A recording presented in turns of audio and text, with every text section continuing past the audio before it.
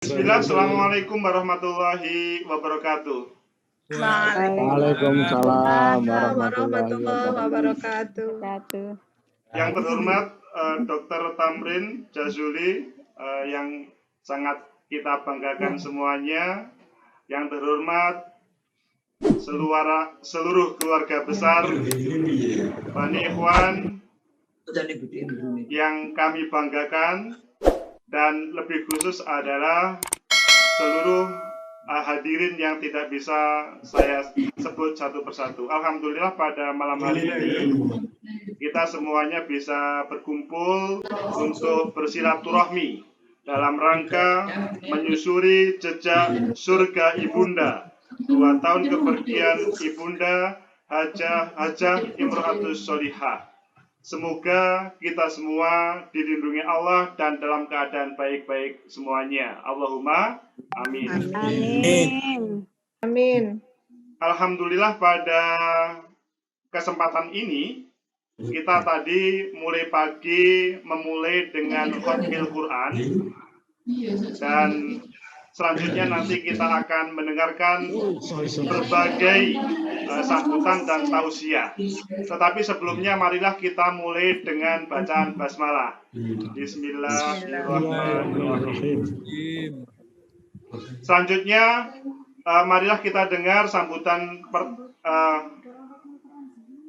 pertama. Kalau begitu doa khatmil Quran dahulu. Mohon maaf sebelum sambutan.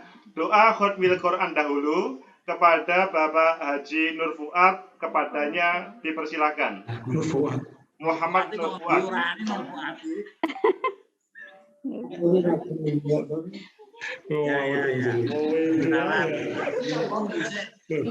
Bapak Pak Fatul Nur Fuad, tapi Muhammad Fuad. Ya, oke, kita mulai semuanya. Sebelum kita memulai doa khatmul Quran, sebaiknya kita membaca dulu syahadat dan istighfar 3 kali masing-masing. Monggo, bismillahirrahmanirrahim. Asyhadu an la ilaha illallah wa asyhadu anna Muhammadar Rasulullah. Asyhadu an la ilaha illallah wa asyhadu anna Muhammadar Rasulullah. Asyhadu أشهد أن لا إله إلا الله وأشهد أن محمد رسول الله. أستغفر الله العظيم. أستغفر الله العظيم. أستغفر الله العظيم. الذي لا إله إلا هو.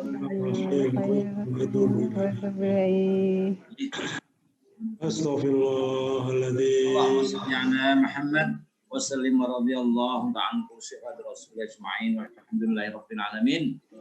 Allahumma ighfir lana wa liwalidayna warhamhuma kama rabbayana shighara. Amin. Allahumma ighfir li ukhtina. Allahumma ighfir lana imra'ah salihah. Allahumma ighfir li ummina wa jaddatina imra'ah salihah. Allahumma ighfir laha warhamha wa'afiha wa'fu anha wa akrim nuzulaha wa wasi' madkhalaha wa ghsilha bil-ma'i was-salji wal barad wa naqqiha minal khataaya kama yunqqa ath-thawbul abyadu minad danas wa abdilha ahlan khairan min ahliha wa daran khairan min dariha wa zawjan khairan min zawjiha wa qina fitnatal qabri wa 'adzaban nar. Allahumma la tahrimna ajraha wa la taftinna ba'daha waghfir lana wa laha. Allahumma arhamni waj'alni lana imama wa nura wa huda wa rahmah. Allahumma dhakkirna minhu ma nasina wa 'allimna minhu ma jahilna warzuqna tilawatahu ana al-laili wa an-nahar. Waj'alhu lana hujjatan ya rabbal alamin. Allahumma aslih lana dinana alladhi huwa 'ismatu amrina وأصلح لنا دنيانا التي فيها معاشنا وأصلح لنا آخرتنا التي إليها معادنا واجعل الحياة زيادة لنا في كل خير واجعل الموت راحة لنا من كل شر اللهم اجعل خير عمرنا آخره وخير أعمالنا خواتمه وخير أيامنا يوم نلقاك فيه اللهم نسألك عيشة هنية وميتة مرضية مردا غير مخزن ولا خاذه اللهم إنا نسألك خير المسألة وخير الدعاء وخير النجاة وخير العلم وخير العمل وخير الثواب وخير الحياة وخير الممات وثبتنا وثقلنا موازيننا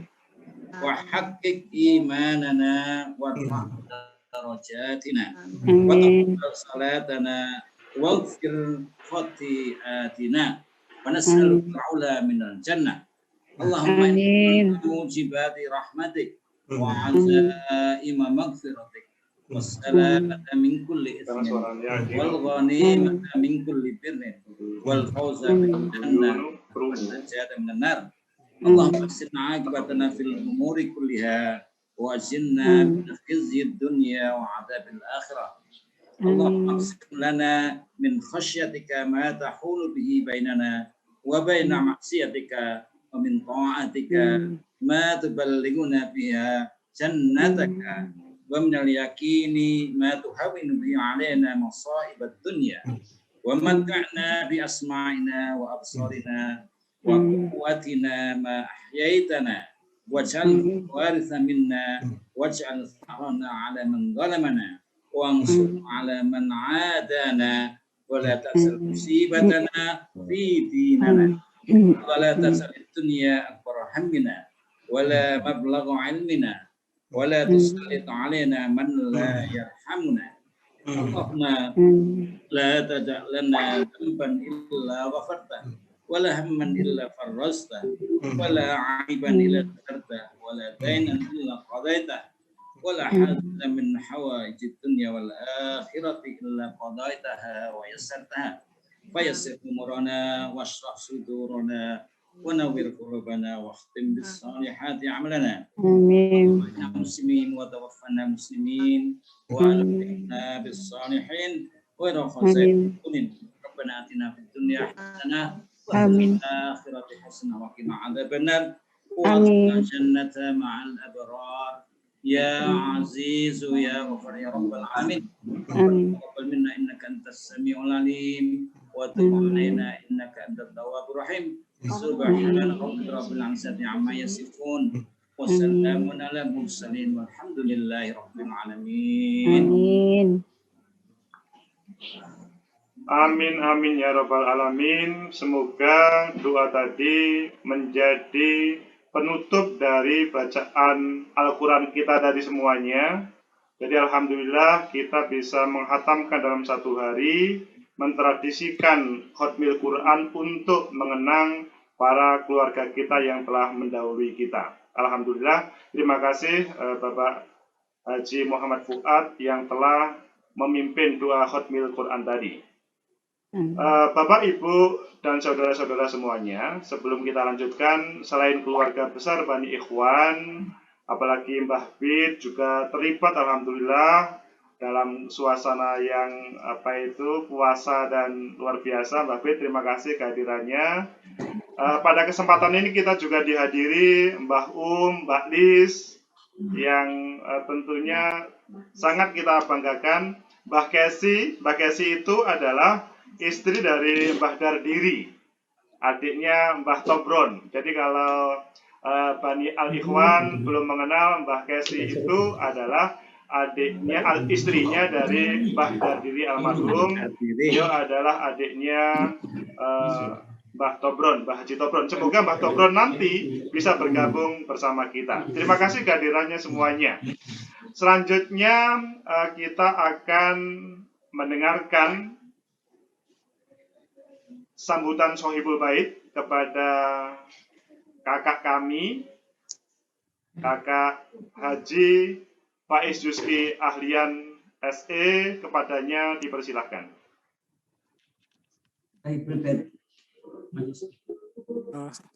Terima kasih. Assalamualaikum warahmatullahi wabarakatuh.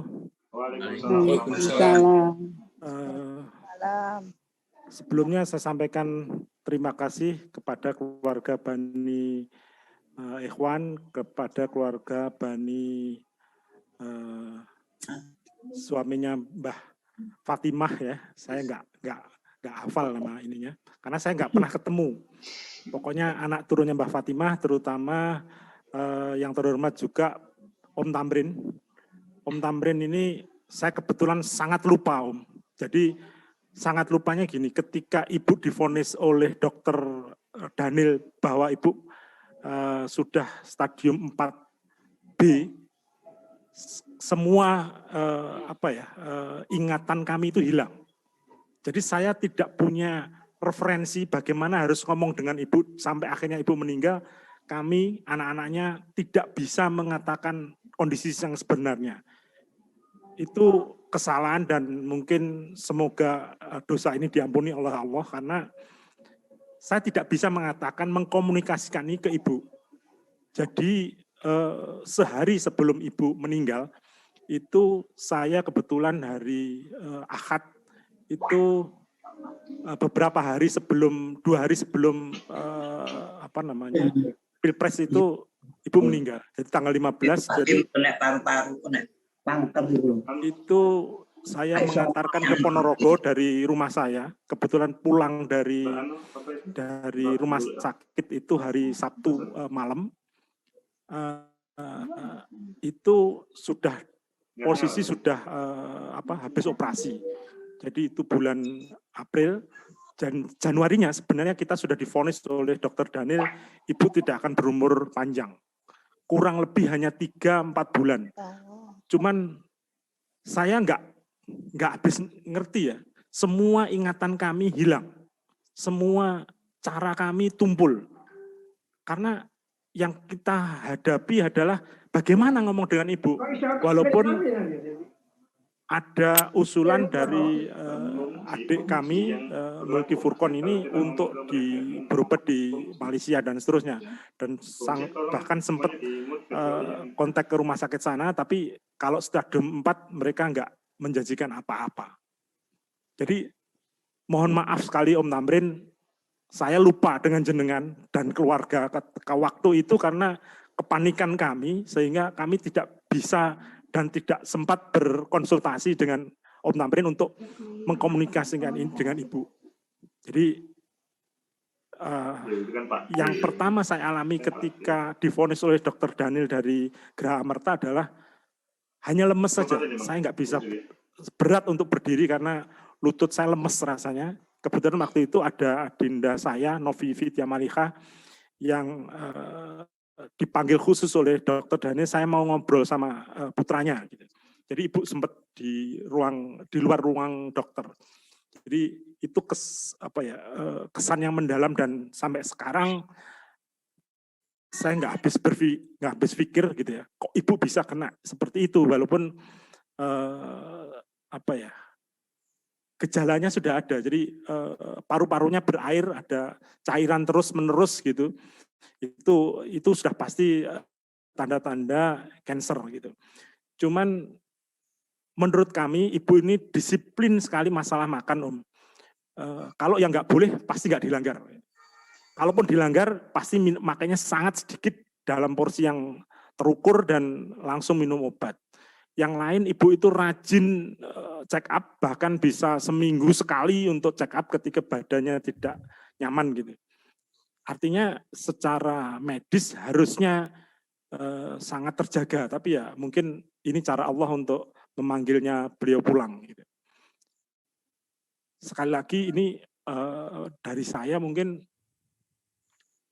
susah ya mengkomunikasikan dengan orang tua kita manakala kondisinya sudah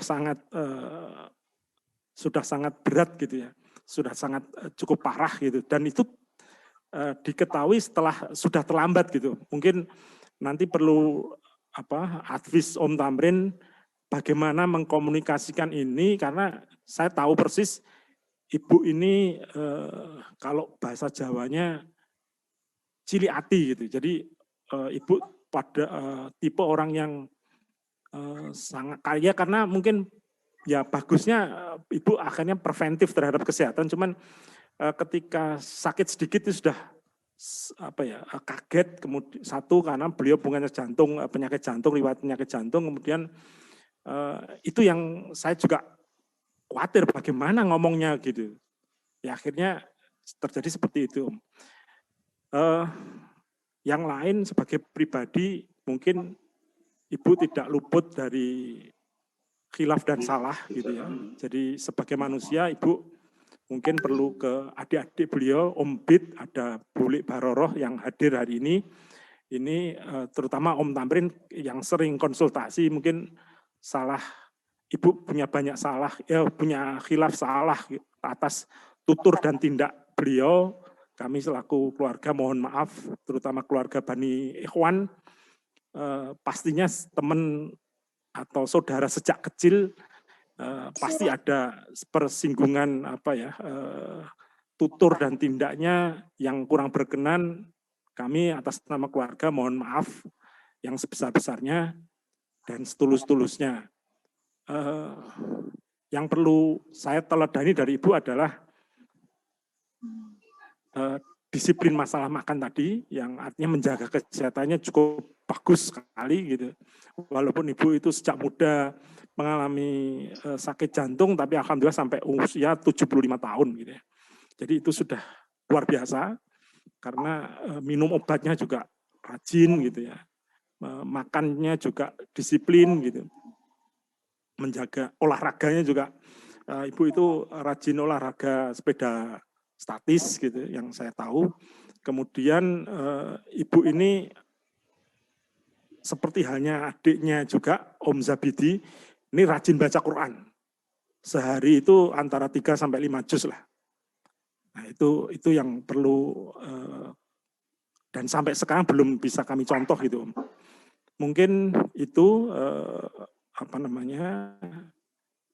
ya sekali lagi ibu saya ini manusia biasa, mohon dimaafkan apabila banyak khilaf dan salah atas tutur dan tindak beliau selama beliau hidup. Mungkin itu saja, mohon maaf kurang lebihnya begitu. Demikian, terima kasih. Assalamualaikum warahmatullahi wabarakatuh. Waalaikumsalam warahmatullahi wabarakatuh. Terima kasih kakak kita Mas Faiz Rizky Ahlian sebagai Sohibul Bait. Tadi sebetulnya juga sudah menyampaikan kepada Dr. Tamrin terkait dengan materi nanti yang akan disampaikan sebagai tausiah pada malam hari ini.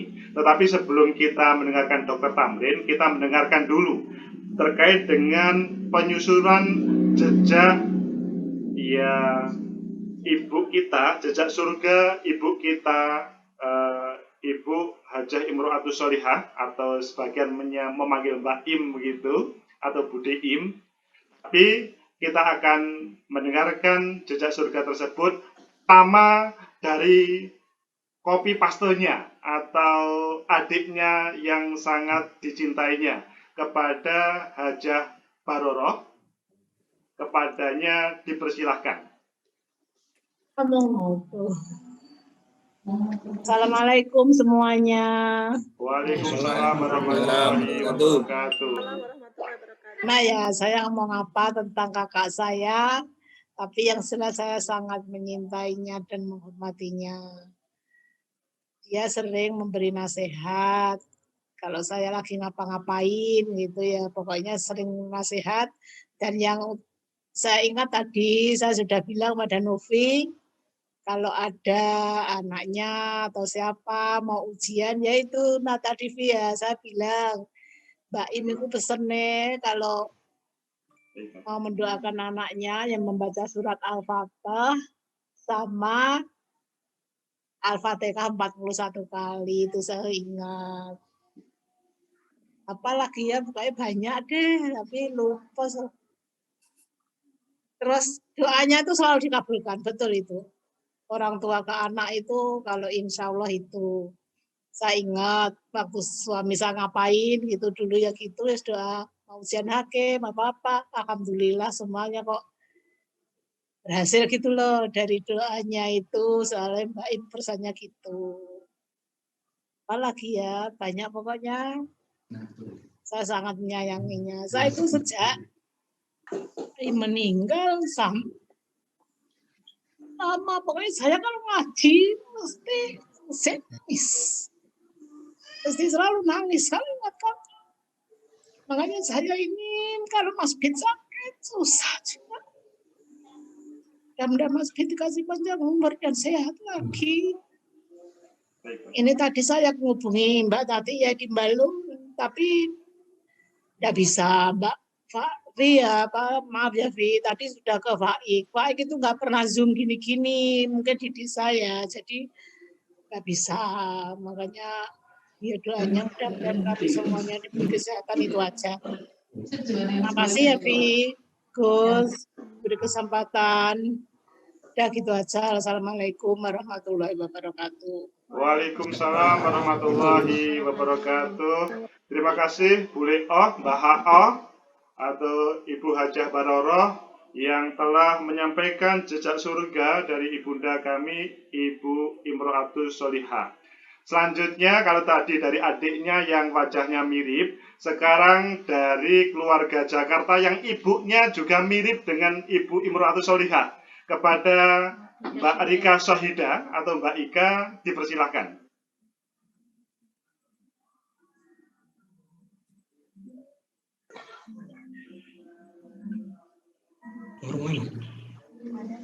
Ini Mbak Ika, silahkan.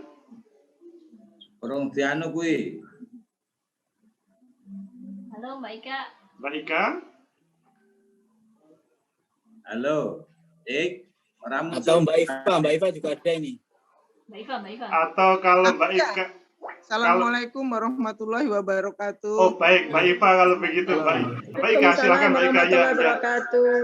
Gambarmu dia rakyat Ik. Kameranya Mbak. Videonya Mbak Rika. Videonya dianu. Wah, ini. Nah, udah. Tapi kok gelap. Pak, wis ketok ukur saiki. Kok seger teman. Apa ini aku disuruh ngapain? Jadi menyampaikan jejak surga dari Mbak Im. Apa yang pernah terasa kesan-kesan Mbak Ika tentang Mbak Im terkait dengan kebaikan-kebaikan beliau? Oh, kalau kebaikan itu banyak banget. Sebagai Mbak Im itu sebagai cucu nomor 1 dari Bani Ikhwan. Ya, benar kan? Ya. Itu beliau nomor 1 Mbak Anis no. Hah? Nomor 1 ya Mbak Anis toh. Lahirnya. Lahir duluan. Oh, sing tua ya. Ya, kan sebagai yang lahirnya duluan. Jadi Mbak Im itu menurutku sebagai cucu nomor 1 itu sebagai panutan nomor 1 kebaikannya. Bisa dicontoh teladan-teladannya. Bisa dicontoh nasihat-nasihatnya. Aku tuh sering dimarahin sama Mbak Im dulu. Tapi marahinnya tuh marah sayang gitu. Aku bisa terima dan seneng aja gitu sama Mbak Im karena bisa ya sebagai kakak, sebagai saudara itu ini baik banget. Yang pasti baik banget.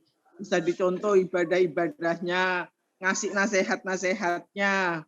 Mbak Im itu luar biasa. Contoh untuk keluarganya dia, Mbak Im membina keluarganya itu semua kita bisa nyontoh ke Mbak Im dan keluarganya Mbak Im sama anak-anaknya yang sekarang sampai ke cucu-cucunya itu luar biasa. Jadi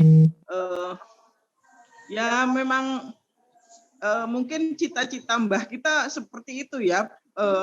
Anak cucunya itu merupakan teladan bagi kita semua dalam hal agamanya, dalam hal perilakunya, semua bisa dicontoh. Gitu aja saya rasa. Terima kasih. Assalamualaikum warahmatullahi wabarakatuh. Waalaikumsalam warahmatullahi wabarakatuh. Terima kasih Mbak Ika. Kalau keluarga Bani Ikhwan pasti tahu siapa Mbak Ika. Tetapi kalau mungkin Mbak Kesi atau yang lain, mungkin siapa sih Mbak Ika? Beliau adalah salah satu putri Mbah Jakarta. Jadi Mbah itu kan wajahnya sedikit banyak hampir mirip dengan ibunda kami Hajah Imro'atus Sholihah. Sekali lagi terima kasih Mbak Ika. Selanjutnya untuk jejak surga terakhir kita mendengarkan dari Ananda tercinta dari kakak kami kepada Haji Mulki Furkoni, kepada Haji Mulki Furkon, Mas Ikon, kepadanya dipersilakan. Baik.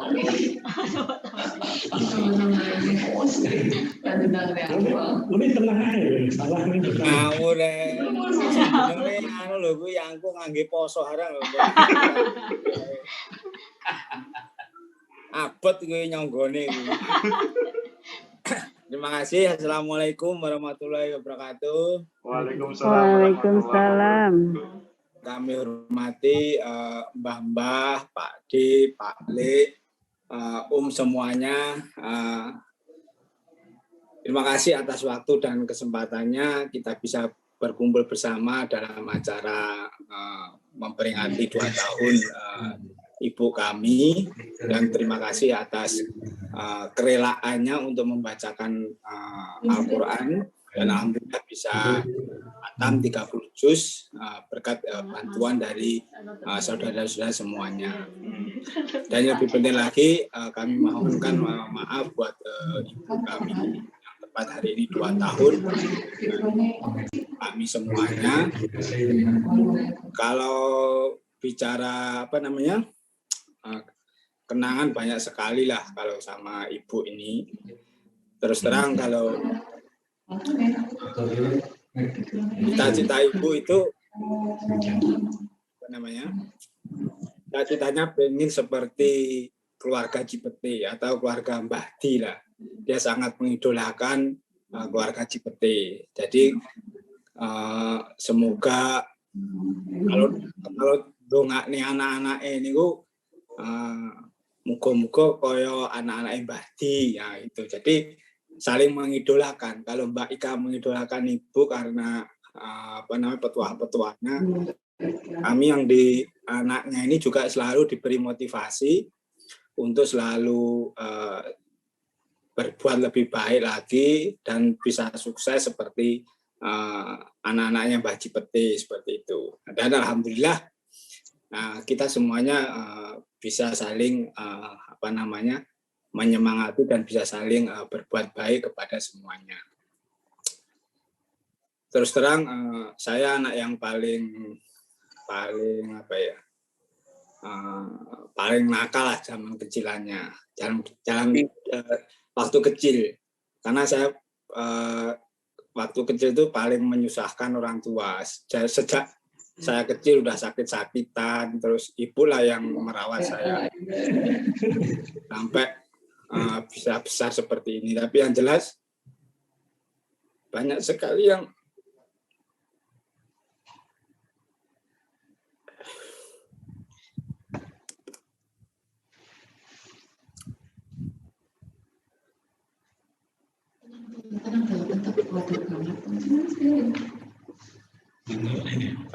kenangan.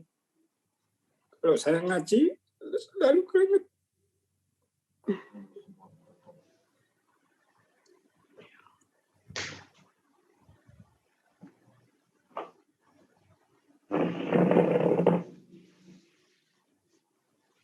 Banyak teladan-teladan yang harus kita lakukan lah, mengenai ibadahnya, mengenai kedisiplinannya, terus ketaatannya, semuanya lah bisa kita teladani. Cara mendidik anak, ya kadang keras, kadang sayang, ya itulah sebagai fungsi dari orang tua. Mungkin itu aja. Terima kasih. Assalamualaikum warahmatullahi wabarakatuh. Waalaikumsalam. Assalamualaikum warahmatullahi wabarakatuh. Terima kasih Mas Mulki, Mas Ikon yang telah menyampaikan jejak surga dari ibunda kami tercinta. Selanjutnya kita sesudah mendengarkan jejak surga ibunda kami Hajah Imro'atus Sholihah, marilah kita mendengarkan tausiah dari Dr. Haji Ahmad Tamrin Jajuli, SPJP, tentang kesehatan. Pentingnya kesehatan dalam kehidupan kita. Untuk itu, kita berikan waktu, kesempatan kepada beliau untuk semaksimal mungkin demi kebaikan kita bersama. Kepada Dr. Tamrin, dipersilahkan. Bisa share screen ya? Bisa share screen ya? Kalau share screen ya share screen atau enggak? Mbak Ovi, ini bisa di share screennya PowerPoint. Oke, guys, benar. Mas Ikon, bisa diberikan kesempatan Om Tamrin untuk share screen atas nama Indra Prastia tersebut? Iya. Ya. Oke.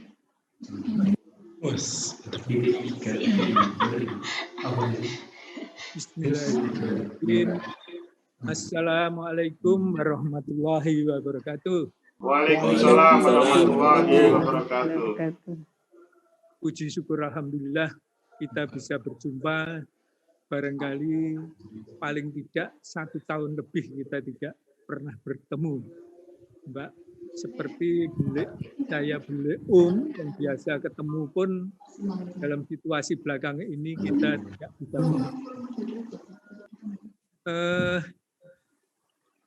bersyukur sekali bahwa saya bisa berjumpa dengan saudara-saudara sekalian, sederek-sederek, sesepuh-sesepuh yang memang sejak kecil kita banyak berkumpul, dan khususnya bagi keluarga ini yang memang termasuk dekat. Bahkan dengan almarhum dan almarhumah Mbak Im dan almarhum Mas Arifin, itu barangkali kami sekeluarga ini termasuk anak-anak saya itu termasuk dekat dengan beliau-beliau ini. Dan banyak sekali hal-hal positif yang kami dapatkan, bagaimana kedekatan beliau-beliau ini dengan kami dan anak-anak kami. Dalam beberapa hal, misalnya untuk hal-hal yang terkait dengan keagamaan, memang kami konsultasinya selalu ke beliau-beliau ini, khususnya adalah almarhum Mas Arifin.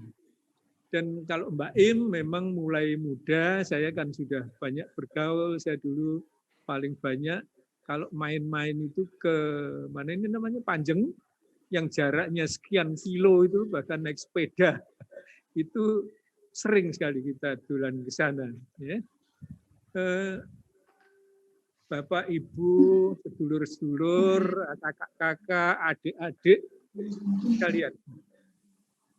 Tidak terasa, rasanya baru kemarin kita sering ketemu dalam situasi sangat berbeda. Dalam kondisi tahun-tahun sekian, tidak terasa umur saya juga sudah mendekati 70 tahun. Jadi insya Allah dalam sisa-sisa umur ini kami bisa mencontoh saudara-saudara, kakak-kakak kami yang sudah mendahului kami. Saudara-saudara, dalam hari ini saya diberikan tugas untuk bisa memberikan hal-hal yang terkait dengan kondisi-kondisi kita. Bagaimana yang terkait dengan ilmu yang pernah saya dapatkan, dan alhamdulillah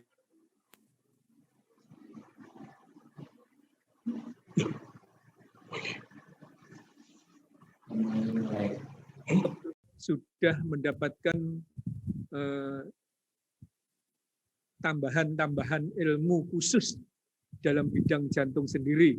Sehingga meskipun itu anak saya, tapi dalam beberapa hal terkait dengan ilmu dia yang sudah jauh lebih maju, barangkali dia juga guru saya juga.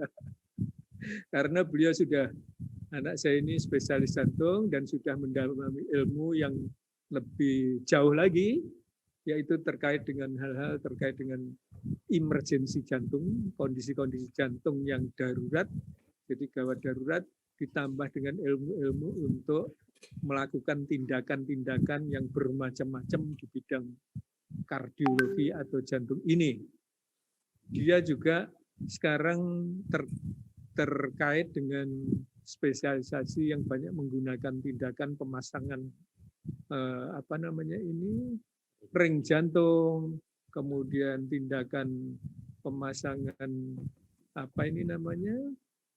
balon untuk pembuluh darah besar yang di belakang jantung itu yang membantu jantung, fungsi jantung pada kondisi-kondisi darurat.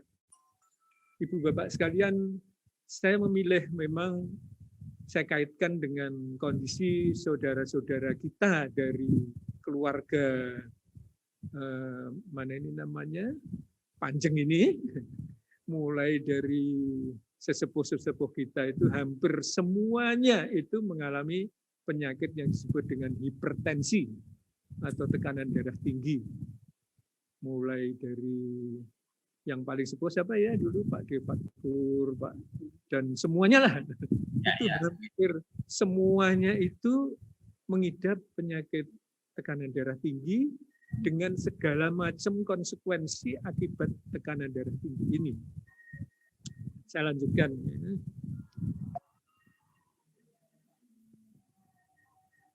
Tekanan darah tinggi adalah satu keadaan di mana tekanan darah sistolik, dalam gambar tadi itu ada gambar pengukur tekanan darah ya, di mana angka yang paling atas itu adalah angka tekanan darah atas atau tekanan darah disebut tekanan darah sistolik. Itu lebih dari 140 dan tekanan yang di bawahnya 90. Di bawah angka tadi ada angka juga, itu adalah denyut jantung. Tekanan darah tinggi ini karena sifatnya yang sering tidak memberikan gejala, itu sering disebut sebagai the silent killer. Jadi pembunuh yang tersembunyi. Pembunuh yang tersembunyi. Jadi moro-moro wis kebacut, wis mengalami satu komplikasi-komplikasi yang sebelumnya bahkan tanpa keluhan. Sehingga seringkali pada saat terjadi komplikasi-komplikasi itu dibawa ke rumah sakit itu sudah mengalami hal-hal yang sangat jauh. Kemudian sering juga disebutkan bahwa komplikasi-komplikasi ini selalu mendadak. Karena hanya beberapa menit, beberapa jam langsung meninggal dan sebagainya.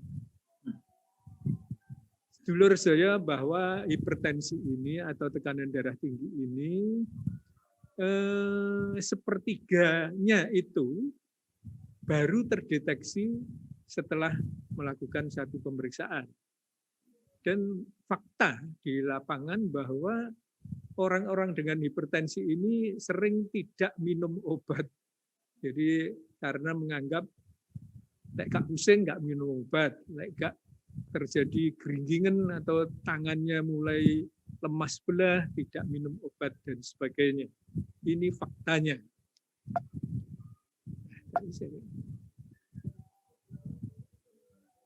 Tekanan darah tinggi sendiri itu ada dua tipe, yaitu adalah tipe esensial atau disebut primer, ini yang paling banyak. Jadi 90% dari semua hipertensi atau tekanan darah tinggi itu adalah kondisi yang primer atau esensial yang memang dimiliki oleh seseorang. Yang kedua adalah hipertensi sekunder, itu adalah hipertensi akibat penyakit lain, misalnya penyakit ginjal, pembuluh darah, dan sebagainya, tiroid, dan sebagainya.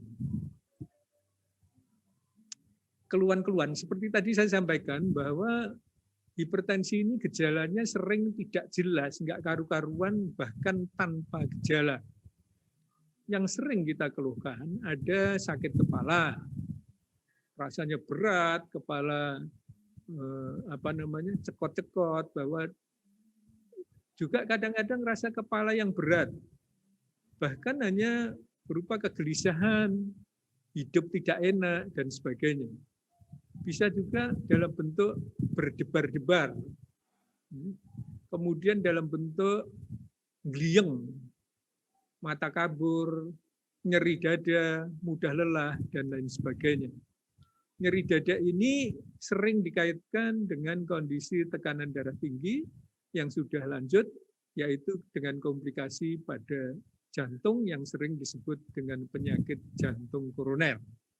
Penyakit jantung koroner itu dengan nyeri dada yang sangat, dengan rasa dada seperti dicengkeram, kemudian orang bisa pingsan mendadak, bisa jatuh, dan sebagainya.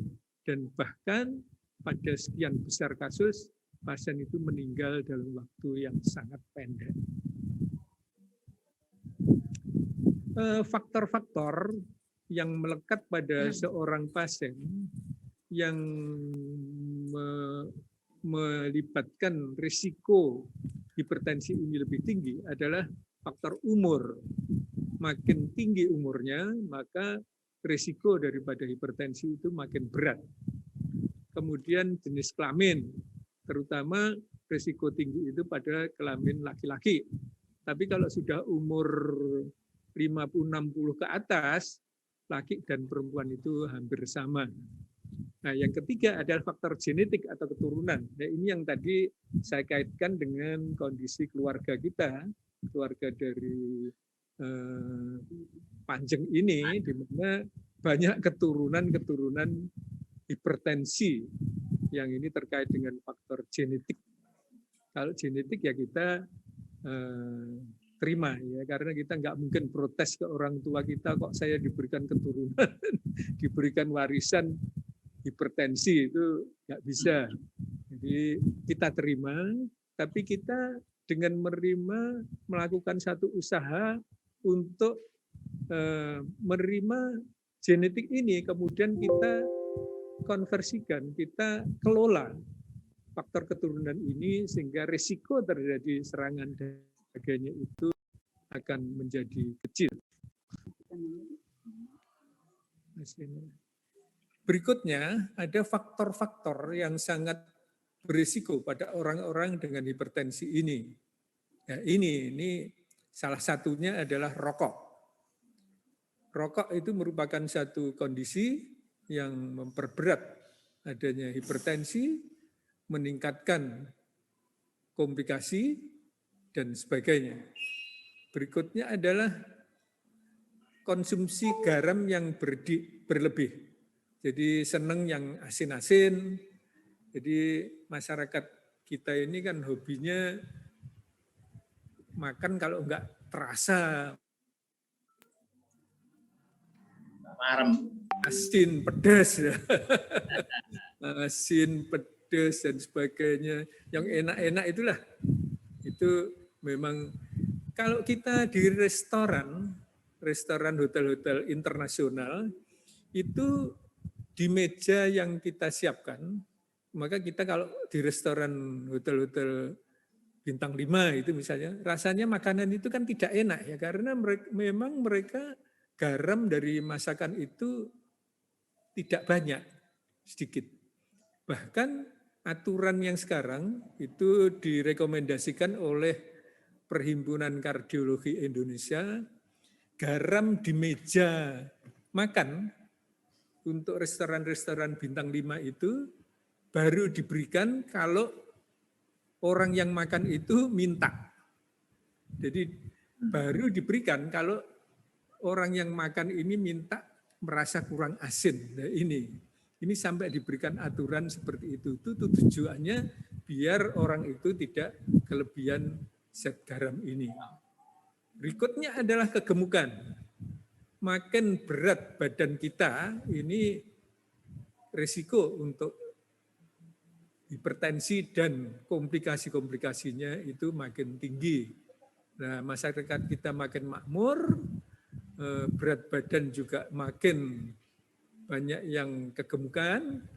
Tapi saya lihat kalau di keluarga Panjeng ini tidak terlalu masalah ya, kegemukan rasanya tidak, tapi lebih banyak faktor genetiknya itu yang begitu kuat. Ya ini kita ya menerima keadaan ini, kita berusaha untuk menghindarkan. Berikutnya adalah kurang aktivitas fisik. Ya ini kelihatannya sepele, tapi kita memang sangat kurang terhadap perhatian melakukan aktivitas ini. Saya tahun 2009 itu ditugaskan oleh pemerintah provinsi, dipindahkan dari Madiun ke Kota Malang. Memegang Rumah Sakit Saiful Anwar, itu saya lakukan pemeriksaan, ternyata darah saya mulai naik. Waktu itu saya umur hampir 60, ya. Itu tekanan darah mulai 135, 140. Waduh, saya hati-hati ini. Kemudian saya lakukan pemeriksaan lain-lain, ternyata keturunan kita ini juga banyak disertai dengan kelainan kolesterol, asam urat, kemudian trigliserid, lemak yang tinggi, itu banyak sekali di keluarga kita ini. Nah, ini yang harus kita jaga. Ini bisa hal-hal rokok, konsumsi garam, kegemukan itu bisa kita modifikasi, kita kendalikan. Alhamdulillah, saya tidak terasa ya, sebagai dokter jantung udah 30 tahun, itu alhamdulillah berat badan saya hampir tetap 70 kurang. 68, 69, kurangi lagi dan sebagainya. Jadi tolong ini aktivitas fisik dan ngurangi makan ini satu hal yang sangat baik. Kemudian alkohol, kolesterol tinggi. Lah ini kalau di Ponorogo yang favorit makanan itu apa? Sate gulai. Sate gulai. Sate gulai. Pak Ni itu sampai saya nanya-nanya cabangnya itu anaknya Pak Ni itu 7. Iya, benar. Sate gulai. Semuanya rame. Mana yang sepi? Enggak ada kan? Habis lah. Apalagi kalau Pak Puh Tobron ini, wah hobinya itu. Kalau datang ke Madiun ini sering bawanya itu kepala kambing. Ya, ini kita harus mengendalikan itu ya. Kemudian alkohol, kalau alkohol insya Allah lah kita ini sudah bisa menjaga. Stres. Nah, stres itu, ketegangan itu nampaknya makin tinggi. Sekarang apalagi dengan ada datangnya COVID ini, stresnya makin tinggi, ekonomi berat, mau pergi-pergi nggak bisa, aktivitas dikurangi, dan lain sebagainya. Ada sesuatu yang barangkali perlu saya sampaikan ini. Sekitar tahun 91, saya pagi-pagi itu dikirimi rekaman jantung salah satu pondok yang terkenal di Ponorogo. 60 pasien rekamannya dikirim ke rumah. Saya periksa satu-satu, saya cek, kaget saya. Banyak sekali tokoh-tokoh pondok ini mengalami kelainan jantung koroner. Nah, akhirnya diberikan satu fasilitas oleh pondok itu, pasien-pasiennya dikirim ke rumah. Satu pasien pertama besar, gemuk sekali, besar ya, dan beliaunya berapa tahun kemudian sudah meninggal dan seterusnya. Dan saya lihat hampir semuanya itu gemuk-gemuk. Terus saya itu guyon sama saudara kita itu, pimpinan pondok yang terkenal itu. Saya bilang, ini begini Pak Yai, dia pimpinannya waktu itu. Bolonya pondok ini banyak sekali yang kelainan jantung. Gimana? Mestinya Pak Kiai ini harusnya, karena ingat saya guyon, saya ini mulai guyon, dengan beliau itu senang guyon. Zaman saya kecil itu hampir setiap tahun saya diajak mbah saya, almarhum Mbah Mawardi itu, ke Gontor dengan Pak Kukik, Pak Wib dan sebagainya, ya, masuk ke pondok. Kalau kita sowan kiai, itu saya lihat suatu pattern kiai itu zaman itu terekam dalam otak saya itu, Pak Kiai itu kurus-kurus itu. Mungkin apa badan ini? Iya, Zaman dulu kiai itu kurus semua. Pak Sahal, Pak Sarkasi, kurus semua. Dan orangnya itu apa? Diem itu ya, duduk sana kita jalan dodok itu, ngeliatin itu tajam matanya itu dengan kurus, bahkan cenderung cekung ya. Matanya itu cenderung cekung dan kurus sekali. Nah kok ini Pak Kiai sekarang kok gemuk semua. Jadi saya guyon, ini yang salah gimana Pak Kiai? Beliau jawab gini, tolong Pak Dokter, saya dikasih petunjuk, ya apa caranya kita itu menguruskan badan? Jawab saya apa? Loh, mestinya saya yang nanya Pak Kiai ini bukan. Pak Kiai nanya saya ini orang nggak ngerti dalam bidang agama jauh lah. Jadi hanya yang saya tahu itu bahwa petunjuk yang saya bisa tahu itu kita harus mengendalikan makan, baru makan kalau kita terasa lapar dan berhenti makan sebelum kenyang. Mestinya gitu ya. Okay. Itu hadis Rasul Mas Samren itu. Nah, hadis Rasulnya seperti itu, tapi Pak Kiai kan mestinya sudah di luar kepala itu sudah. Tapi kenyataannya apa kok Pak Kiai gemuk-gemuk, tak godai. Nah, pripun Pak Kiai sakniki tindak-tindak kalau zaman dulu Pak Kiai kan sepedahan. Nah, sakniki Pak Kiai niku pakai mobil bagus-bagus, disopirin, pintu aja dibukain nggih. Kalau Pak Kiai kan gitu ya, pintu dibukain, kemudian tas dibawakan. Nah, kalau zaman dulu kita lihat Pak Kiai dulu kan tasnya digantung di sepeda itu ya, terus jalan kemana sepedaan dalam jarak jauh. Guyu Pak Kiai ini sampai, waduh, Dokter, saya betul-betul tersinggung ini. Tapi terima kasih, dia bilang begitu. Terima kasih. Kenapa Pak Kiai?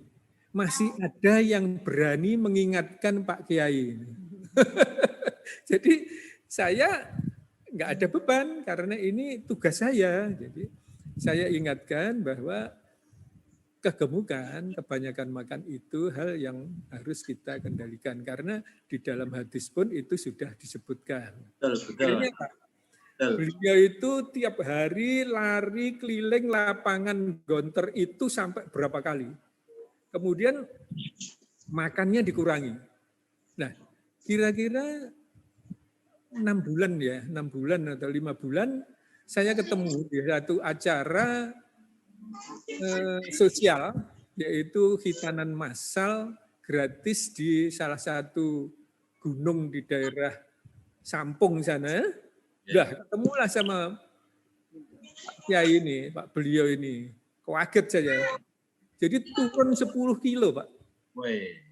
Beliau turun 10 kilo, langsung saya dipanggil dengan ibunya itu. Saya dengan nyonya saya, sini Pak Dokter. Bu Dokter, sini. Pumpung saya gemuk. Loh, saya kaget. Loh kok pumpung gemuk? Ya jangan pumpung, Pak. Ya terus pumpung kurus katanya. Pumpung saya kurus. Ya bisa dipertahankan, jangan sampai gemuk.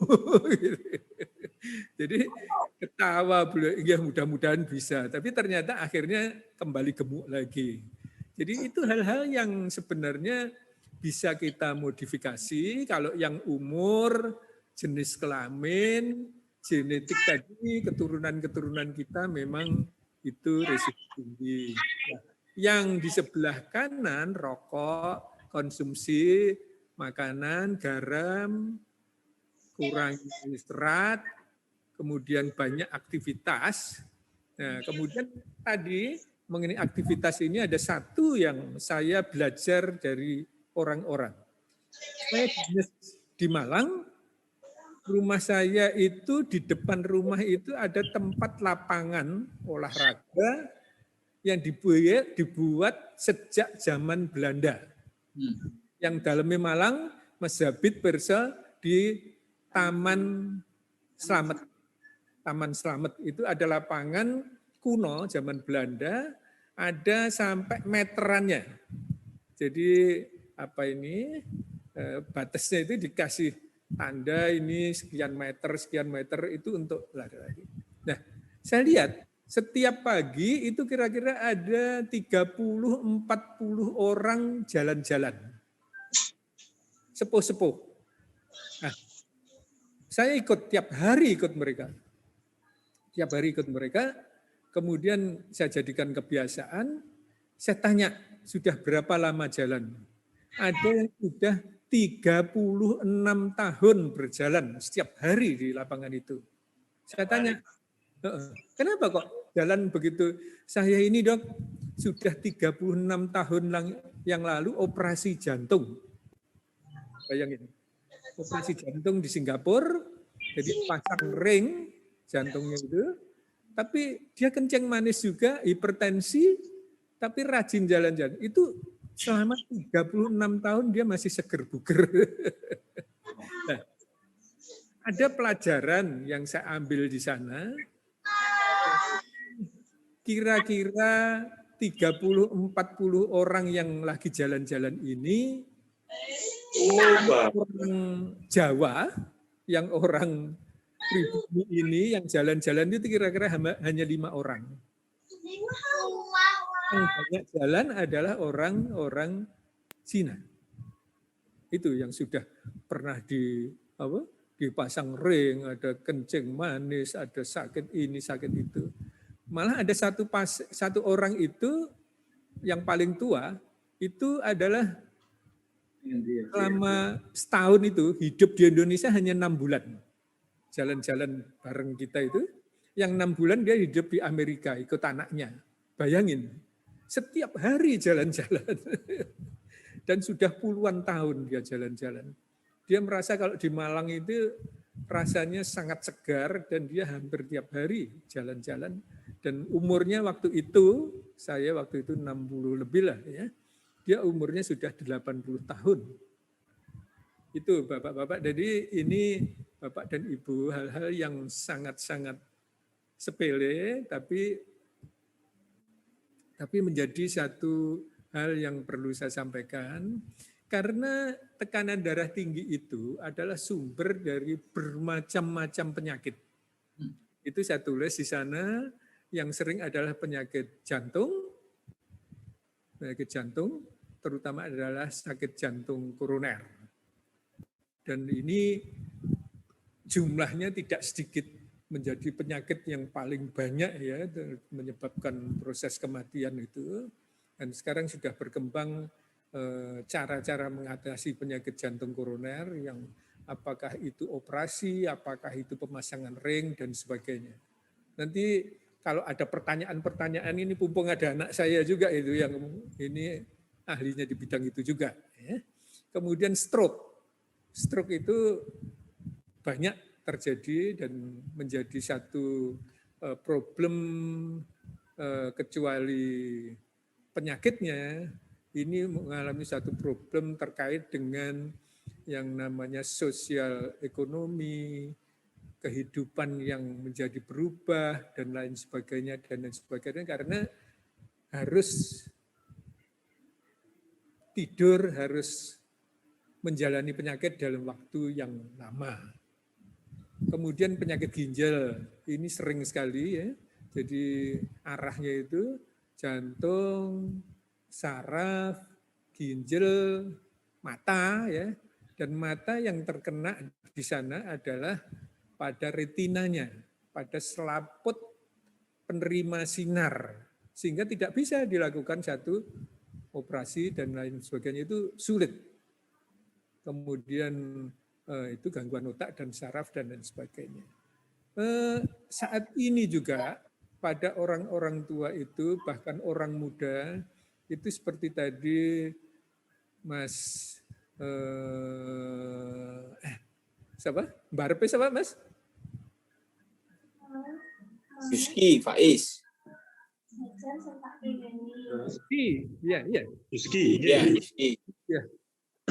Itu menyampaikan seperti kanker. Kanker ini satu rahasia Allah ya, untuk kita. ini sering kita temukan pada keadaan-keadaan yang kadang-kadang sulit kita kenali, dan bahkan setelah ketemu pun pengobatannya juga sangat sulit. Saya dilalah juga termasuk keluarga yang risiko tinggi kanker. Jadi saya sesaudara 18 orang, 2 orang itu mengalami meninggal karena kanker. Jadi nomor 1 dan nomor 12. Kemudian ipar saya yang nomor 13 itu juga mengalami kanker. Ya, kemudian terakhir itu jadi 3 lagi, ipar saya juga ada mengalami kanker ini. Yang satu itu mungkin kenal Mas, yang istrinya Hawin, suaminya Hawin, jadi putranya Pak Mali, guru SD kita itu, kepala sekolah SD Ponorogo SD Muhammadiyah itu kanker hanya tahan sekian bulan dengan kondisi tubuh yang sangat kuat ya, fisiknya olahragawan, mendadak dalam waktu yang pendek dia kena kanker dan meninggal. Jadi itu memang rahasia yang sampai sekarang ini. Dan kemudian kemarin juga adik ipar saya yang nomor berapa itu ya, nomor 12, itu juga terjadi perdarahan otak yang mendadak. Ya. Ternyata itu ada kelainan pembuluh darah otak di pangkalnya, bayangin. Di pangkalnya bagian bawah, sehingga nggak bisa diapa-apakan di pusat otak nasional Jakarta itu 2 bulan. Dan akhirnya juga meninggal. Itu dari keluarga Kaponan. Istrinya adik saya Ipin itu, Arifin, yang di Cilegon. Itu 2 bulan sakit, akhirnya meninggal dunia. Dan satu hal yang ini yang perlu saya sampaikan. Jadi bahwa sebagian besar orang hipertensi ini tidak menyadari atau acuh terhadap adanya hipertensi ini. Mungkin sudah tahu, tapi nggak ada pusing, nggak apa-apa.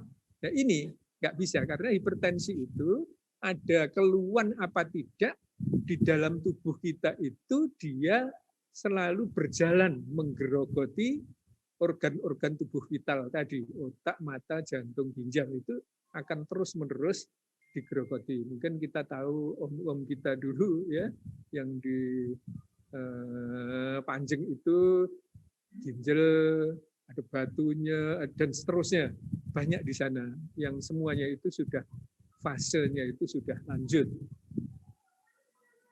Yang perlu kita lakukan adalah melakukan pemeriksaan rutin tekanan darah. Mungkin di rumah itu kita siapkan, Mas.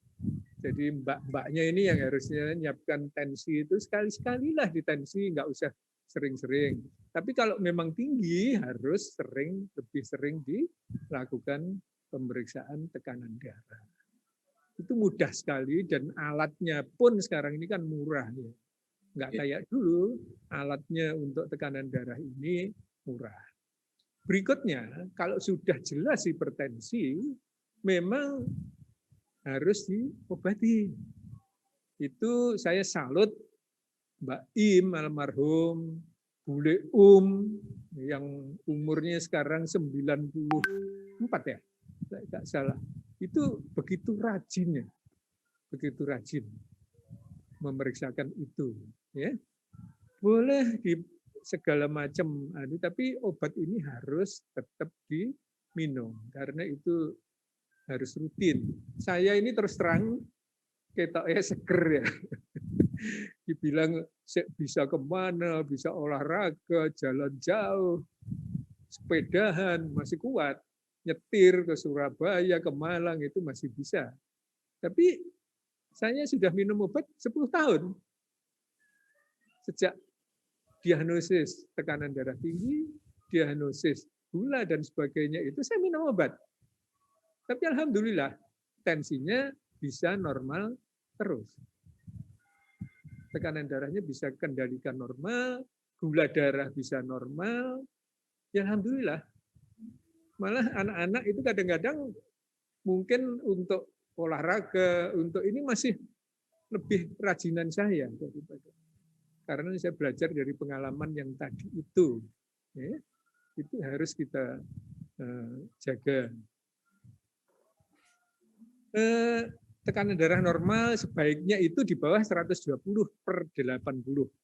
Ya paling tinggi 130 lah ya, per 90. Sebaiknya kita turunkan. Ya. Saya itu kalau sudah 130 itu udah pusing ya. Alhamdulillah ada alarmnya itu. Terus, nah itu tadi ada sebelum ini, coba diulang ya. Sebelum ini kita lihat itu kalau tekanan darah tinggi 180 lebih per 110 itu disebut hipertensif emergency. Emergency itu artinya harus segera ke rumah sakit secepatnya. Karena harus diturunkan dalam waktu yang pendek. Karena kalau telat nanti akan timbul tadi stroke, timbul serangan jantung, timbul mata bisa buta mendadak dan lain sebagainya. Ini ingat 180 itu per 110 itu tanda yang sangat bahaya. Kalau tanpa keluhan mungkin sifatnya adalah hipertensi urgent. Jadi urgent itu segera tapi tidak seperti tadi harus sangat segera. Ya. Itu semakin cepat. Seperti stroke karena hipertensi itu kalau cepat ke rumah sakit bisa balik. Stroke bisa balik. Tapi kalau sudah telat, kerusakannya itu tidak bisa balik lagi. Ini yang kita harus jaga. Nah, untuk penjagaannya, setiap orang dewasa itu sebaiknya periksa darah rutin, ya. Kemudian kalau tinggi harus konsultasi, terus kontrolnya harus tertib, terus lagi. Kalau normal umur masih muda ya 2 tahun sekali ya. Kalau tensinya masih jadi tekanan darah tinggi itu bisa muncul dari umur yang masih muda sampai tua. Kalau munculnya kayak saya tadi ya, munculnya umur 60 itu masih bersyukur saya karena lebih mudah. Asal dijaga kayak tadi itu mudah-mudahan bisa awet lah ya. Nah, tapi kalau munculnya itu masih muda, misalnya 40, 30 itu sudah tinggi, ini makin risiko makin tinggi. Itu penting. Ya. Jadi ingat, kalau makin munculnya makin muda, itu risikonya makin banyak.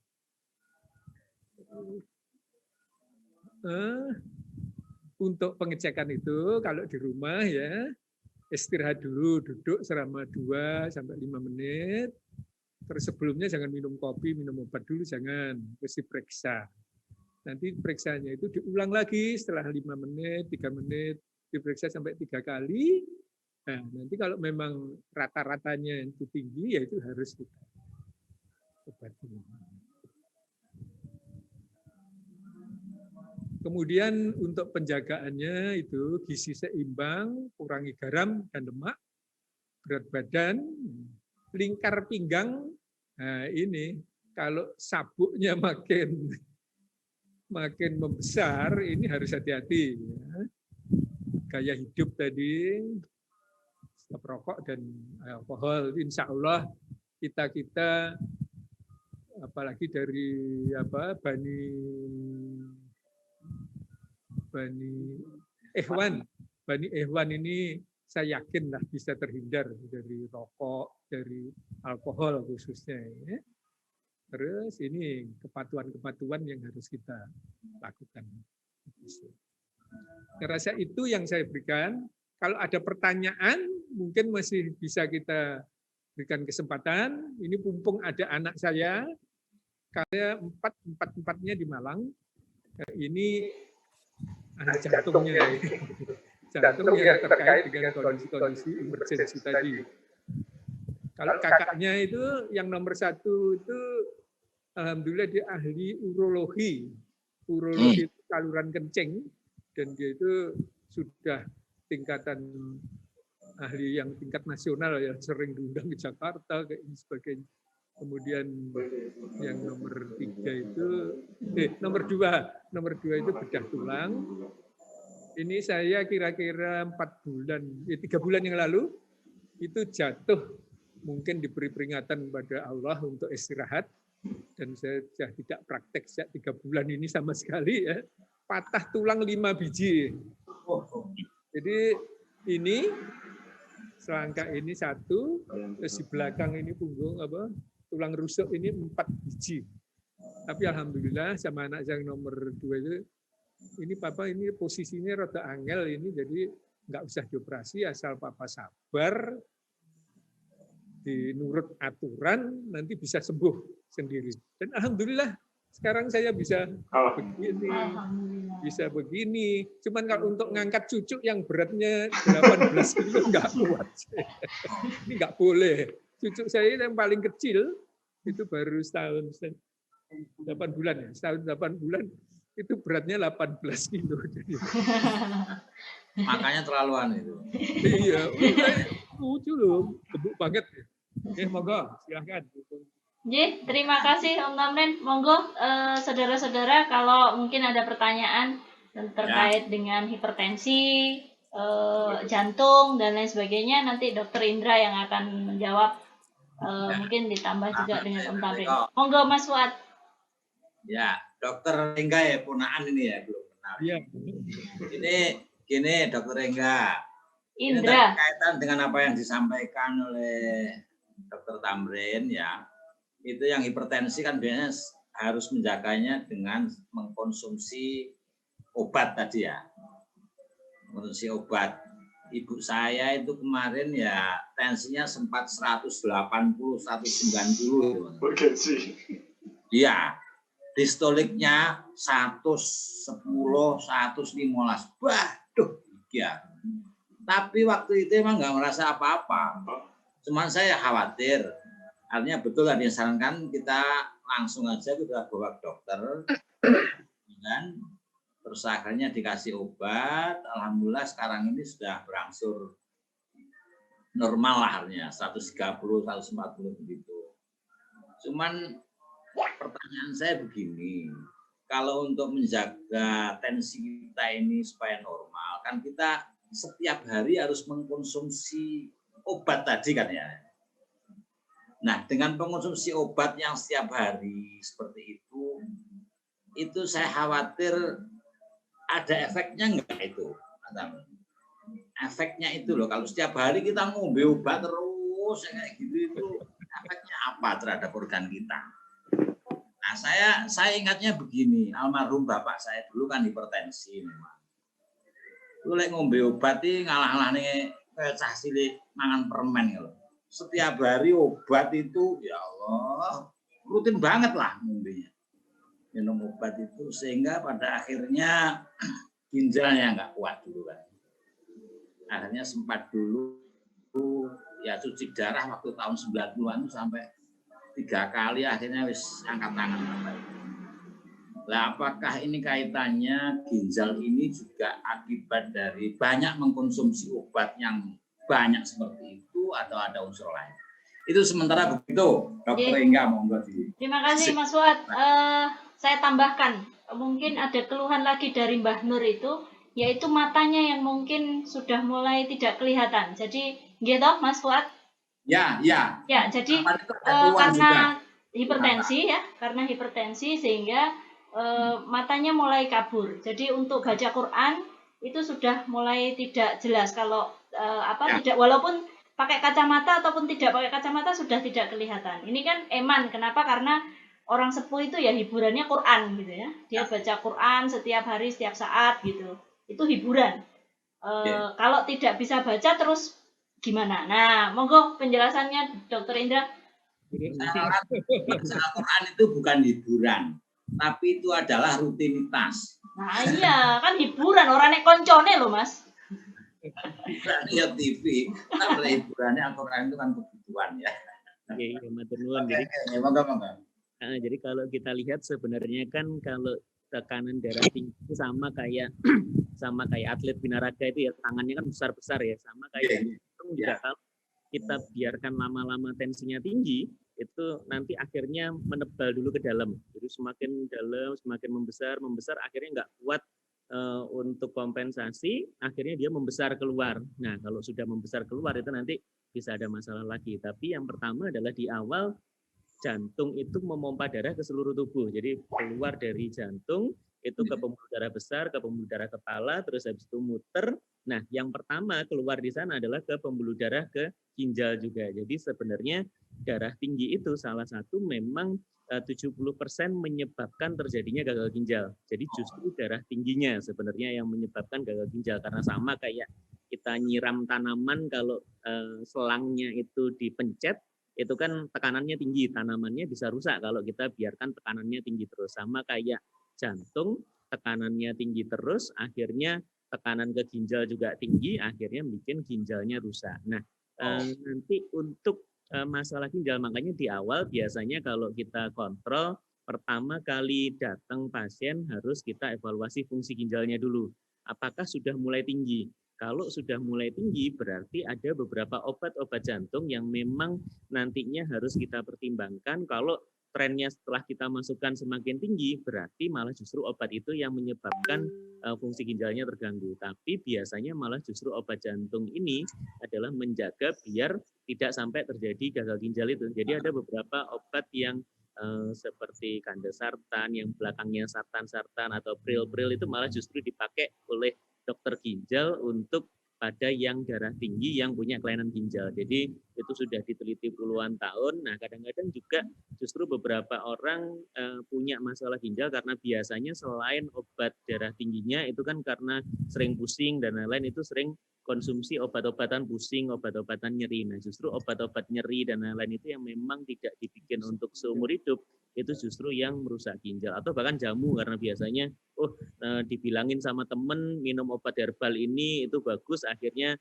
tensinya bisa turun. Justru tensinya mungkin kadang-kadang awal-awal bisa turun, tapi ginjalnya bisa rusak. Nah, itu yang harus hati-hati. Jadi penyebabnya memang macam-macam. Untuk kontrol darah tinggi pun juga biasanya kita juga benar-benar hati-hati untuk masalah ginjal. Jadi biasanya sih kalau kontrol kita paling tidak 3 bulan atau 6 bulan sekali itu kita cek fungsi ginjalnya. Kalau sudah mulai terganggu, berarti kita harus curiga apakah ada salah satu obat yang bisa mencetuskan fungsi ginjal yang turun itu. Dan juga kadang-kadang ada beberapa yang sudah dengan kelainan jantung, kadang-kadang minumnya jadi sedikit karena takut dibilangin sama tetangga-tetangga kalau sudah ada sakit jantung nggak boleh minum banyak. Nah, itu harus hati-hati. Jadi tidak semua sakit jantung tidak boleh minum banyak, karena yang benar-benar tidak boleh minum pun itu hanya yang jantungnya yang fungsinya jelek sekali. Nah, kadang-kadang ada beberapa yang misalnya fungsinya masih bagus, tapi karena dibilang sakit jantung, dipikir nggak boleh minum, akhirnya minumnya kadang-kadang cuma 4 gelas. Nah, padahal berat badannya misalnya 80. Jadi tetap kita sesuaikan jumlah minuman pun juga hati-hati. Kalau terlalu sedikit, ya risiko untuk terjadi gagal ginjal itu juga tinggi juga. Nah, minum obat pun nanti yaitu kita sesuaikan. Memang ada beberapa yang obat jantung, obat tensi yang kadang-kadang bisa mempengaruhi. Nah, tapi kan kita nanti akan sesuaikan obat mana yang paling aman buat masing-masing orang, karena masing-masing orang itu akan sangat beda sekali. Ada beberapa yang bahkan beda merek aja rasanya juga bisa beda. Nah, itu yang harus kita evaluasi. Tapi justru kalau semakin tinggi, kadang-kadang misalnya 200 orang kadang-kadang tensi 200, 250 pun kadang-kadang tidak ada keluhan, tapi tiba-tiba stroke dan lain-lain. Karena tekanannya tinggi sekali, akhirnya ada bisa stroke perdarahan. Bahkan kalau yang sekarang ini, bahkan kayak tadi saya pasien usia masih baru 40 tahun ya, 40 tahun, darah tinggi lama, mulai usia 20, akhirnya 3 pembuluh darah juga sudah buntu semua. Nah, itu yang harus hati-hati, karena kalau sudah seperti itu mungkin pengobatannya akan jauh lebih susah, terapinya juga lebih susah, kontrolnya juga lebih susah, dan resiko untuk henti jantung sewaktu-waktunya juga lebih tinggi. Mungkin seperti itu. Terima kasih. Ya, kalau kaitannya dengan mata, Dok? Ada yang kurang mengenai mata tadi ya? Iya. Ya. Jadi, halo. Monggo, Dok. Jadi darah tinggi itu seperti dibilang tadi, kalau tekanannya tinggi itu beban untuk seluruh organ, kan begitu ya? Otak nanti bisa pecah, ya kan? Kalau 200 misalnya, otak, pembuluh darah otak bisa pecah. Kemudian mata itu yang rusak adalah pembuluh darahnya. Pembuluh darah yang ada di retina. Retina itu selaput penerima sinar. Kerusakannya di sana. Itu tadi mungkin sudah terjadi. Itu bisa diperiksa dengan pemeriksaan mata biasa itu, nanti ketahuan. Dan sekarang bisa difoto ya, Dek ya.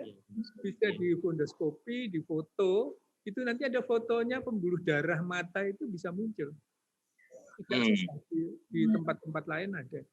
Ada satu pasien ya, di Madiun itu, seorang pengusaha besar di Madiun itu, datang ke saya, masih muda, waktu itu umurnya 40 tahun.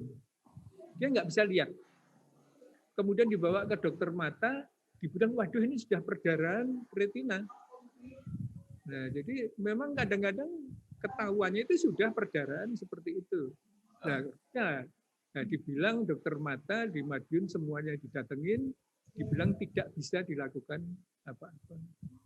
Nah, kebenaran orang ini masih adiknya itu murid saya, dokter juga. Saya bilang coba lah Dek dibawa ke Jakarta, pusat mata Jakarta, dokter siapa itu? Yang dari Ponorogo itu terkenal itu dokter mata. Dokter Isnain. Dokter Is. Kemudian diperiksa, akhirnya dilakukan satu pengobatan dengan laser itu. Alhamdulillah bisa lihat selama sekian tahun sampai meninggal. Jadi lihat ini tadi, pokoknya makin lama hipertensi itu diderita oleh seseorang, kerusakan organ-organ ini makin banyak. Jadi seperti tadi, karena ibunya sudah fasenya sudah cuci darah, itu berarti memang sudah lama. Nah, kalau sudah lama, organ-organ itu sudah kena, ya memang makin sulit. Bukan terus nggak diobati, tetap diobati, tapi dengan apa istilahnya ya, perhatian, kehati-hatian yang lebih rumit, makin rumit. Jadi nggak diobati ya, iya. Nah, kayak saya dulu umur 60 sudah hipertensi, gulanya naik, tapi dengan segala macam, alhamdulillah. Sekarang udah 70 ya. Ya. Ya monggo diajak, ya harus dijaga. Mungkin saya mau nanya ke Dokter Indra. Saya itu sekarang umur 50. Setiap tahun hampir minimal 2 kali saya general check up lah. Yang check up secara keseluruhan sampai foto segala macam itu setahun sekali.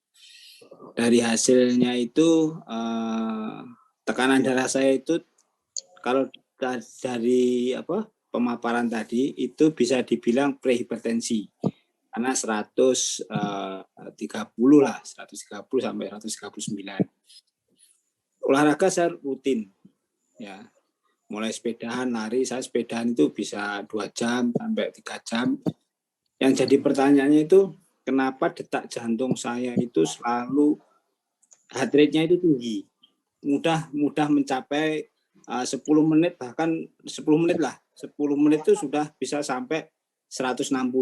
Padahal kalau umur saya 220 dikurangi umur saya itu maksimal kan 165-an lah.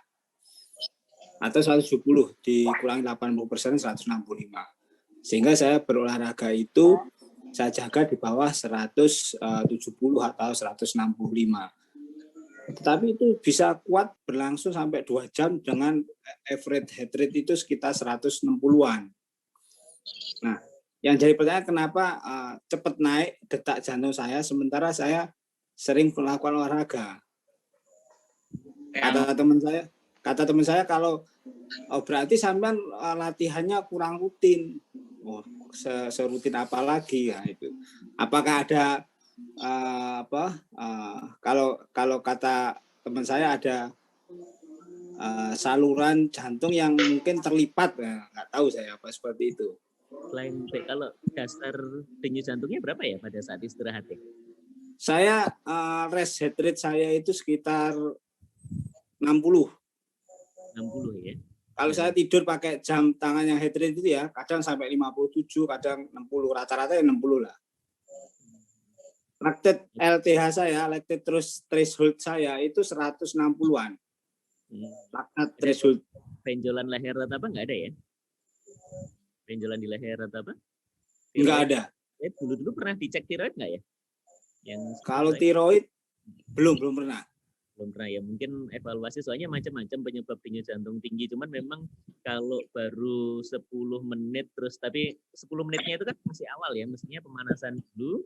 Jadi kalau dicoba pemanasan dulu, kalau dengan pemanasan aja sudah naiknya sudah, kan kalau misalnya 160 itu kan berarti sudah sekitar 95% dari maksimal heart rate-nya. Berarti kan kalau 50 kan 170, berarti 150 160 itu kan sudah sekitar 90%. Sementara target kita kalau latihan yang standar itu kan kita bisa pakai antara yang low sampai moderate intensity, atau kalau misalnya mau pakai high intensity tapi yang diintervalkan itu boleh sebenarnya, itu sampai ke 90 boleh. Tapi kalau target sebenarnya kita kalau yang moderate pun itu sementara cuman sampai 80% 80 dari maksimum heart rate-nya itu sebenarnya. Jadi kalau sudah sampai hanya pemanasan saja sudah seperti itu, jadi harus dievaluasi lagi. Nah, salah satu memang penyebabnya yang sering juga salah satu yaitu ada myocardial bridging, itu juga kadang-kadang bisa bikin seperti itu. Jadi pembuluh darahnya memang ada yang masuk ke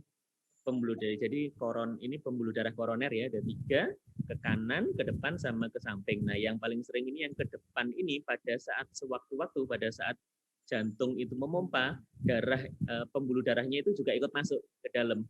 Nah, itu kadang-kadang yang beberapa orang bisa meningkatkan denyut jantung dan kadang-kadang bisa mencetuskan ada nyeri dada juga beberapa. Jadi nanti tetap harus dievaluasi. Kalau ECG-nya selalu normal ya, tapi ya rekam jantungnya selalu normal. Normal. Kalau rekam jantungnya normal. Tidak ada. Belum pernah treadmill yang diperiksa? Oh, setiap tahun sekali. Selalu sampai berapa itu? Kalau yang sampai berapa match ya? Ingat nggak? Kalau saya kan dibatasi sampai 165. Kalau fitness 165 dihentikan. Kalau saya dalam kondisi fit itu bisa sampai 12 menit. 12 menit dengan Bruce biasa ya? Bruce biasa atau modified Bruce? Nggak tahu. Pokoknya bertahap lah dia. Mulai dari kecepatannya, incline-nya juga bertahap. Tapi sekarang itu sudah mulai turun sekitar 9 menitan lah. 9 menit sih masih bisa, paling enggak sekitar 10 match pun masih kuat kok itu sebenarnya. Jadi harusnya sih ya, aman. 10 menit kayaknya itu. Ya, jadi kalau itu masih, tapi nggak ada perubahan sama sekali ya, rekaman treadmill-nya juga masih aman ya? Nggak ada. Jadi karena memang kadang-kadang bridging pun itu hanya bisa, jadi kan memang itu bawaan dan kadang-kadang tidak berpengaruh. Jadi nggak ada keluhan sama sekali kecuali yang memang ada penyempitan di tempat lainnya. Jadi bridging itu kan ada yang bisa bermakna, ada yang tidak. Jadi kalau memang pas ada keluhan baru biasanya kita evaluasi, baru ketahuan, dan itu biasanya memang tidak signifikan. Tapi kalau yang heart rate-nya ternyata memang di treadmill bisa sampai 160, seharusnya sih kok tidak. Jadi mungkin ya 10 menit awalnya itu mungkin terlalu memang sudah langsung dipaksakan. Jadi tetap kalau bisa sih, kalau yang untuk olahraga pada saat 10 menit awal itu memang tidak benar-benar langsung tinggi sekali. Karena kan kalau yang high interval training pun itu kan dia misalnya mau 1 menit high interval, terus habis itu 2 menitnya istirahat, 1 menit high intensity, 2 menit istirahat, itu pun biasanya disesuaikan dengan kondisi tubuh juga. Jadi kadang-kadang kalau misalnya memang nggak nyaman dengan interval itu ya jangan dipakai. Tapi kalau bisa, kalau memang itu kan olahraganya sampai 2 jam, jadi kan biasanya itu memang yang benar-benar kita biasanya low sampai moderate intensity. Jadi kalau misalnya kayak gitu, pemanasannya di awal harus lebih agak panjang sih, jangan langsung dipaksakan dulu, dicoba pelan-pelan dulu, nanti berikutnya baru yang setelah 10 menit pertama mungkin dipercepat nanti untuk treadmill dan lain-lainnya itu nanti. Untuk membedakan karena bridging atau karena penyumbatan itu dilihat dari mananya ya? Kalau dari ini sih berarti ya dari kateterisasi atau dari CT scan kadang-kadang bisa kelihatan. Oh, CT scan ya. CT scan kadang-kadang bisa kelihatan. Memang, tapi saya sampai pernah kalau waktu lomba lari itu ya sampai 180. Wah, ini kalau saya teruskan bisa meledak ini. Akhirnya saya turunin pelan-pelan ya. Tapi ya average itu saya 160 lah.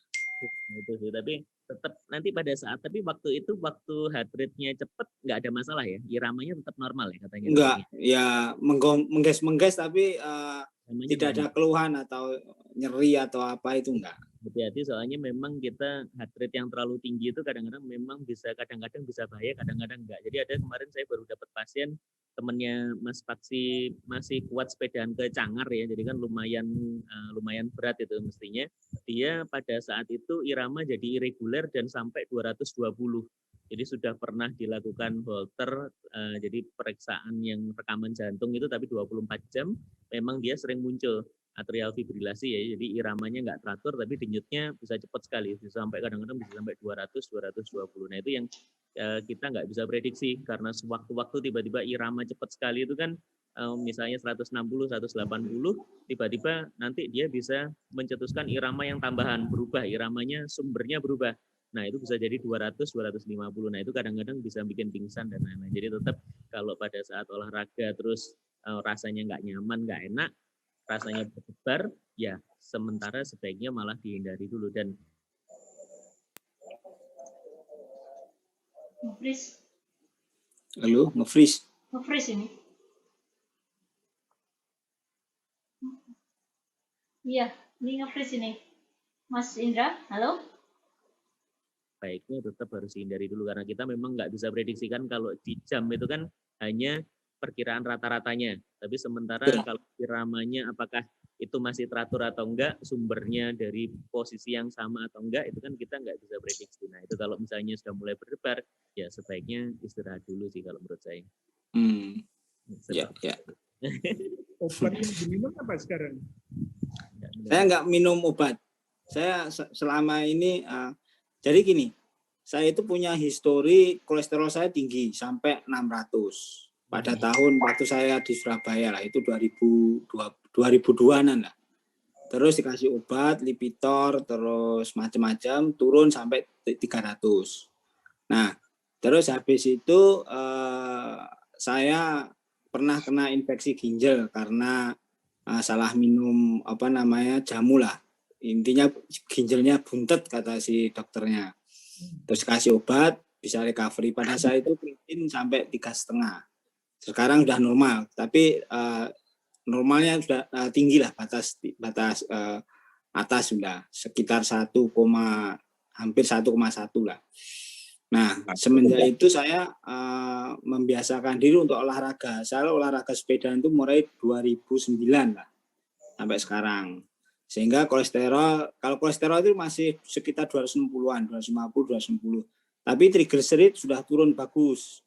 Dulu sampai 600 ya triglycerid, sekarang itu tinggal 100, 110 lah. LDL-nya? LDL-nya ya masih 100 terakhir 150-an lah LDL. Memang kalau makan saya masih belum begitu diet ya, tapi tidak banyak. Saya makan tidak terlalu banyak. Dengan rutin berolahraga ini makan saya juga mulai berkurang, nggak banyak banget. Makan sedikit sudah kenyang gitu. Sehingga saya badan juga nggak gemuk. Sekarang saya cuman 66, 67 dengan tinggi 73. Bisa dikatakan lah ideal lah. Perut juga nggak berapa buncit. Cuman ya itu yang namanya kolesterol total ya itu 260-an. Itu saya minum obat, dikasih obat Rextor ya. Itu 40 mili selama 3 bulan. Turun memang. Turun menjadi di bawah 200, 190-an lah. Tapi begitu obat dilepas ya naik lagi. Kadang mikir lagi. Naik lagi ya memang kalau mungkin karena genetik atau seperti apa ya seperti itu ya. Kalau kata dokternya ya harus berdamai dengan kondisi seperti itu. Susah kalau kita bawaan semua memang triglycerid juga tinggi ya. Kalau kita di keluarga juga triglyceridnya tinggi, jadi memang susah sih kalau menurunkan triglycerid itu kadang-kadang. Memang olahraga sama karbohidrat itu memang yang dikurangi. Ya. Aman barangkali ya pengalaman saya pribadi. Saya dulu di Samarinda. Lah, karena didiagnosis sakit liver, disuruh makan manis-manis, disuruh makan banyak, diobati levernya. Nah, kemudian apa? Nggak turun-turun. Jadi GOT, GPT untuk levernya itu naik terus.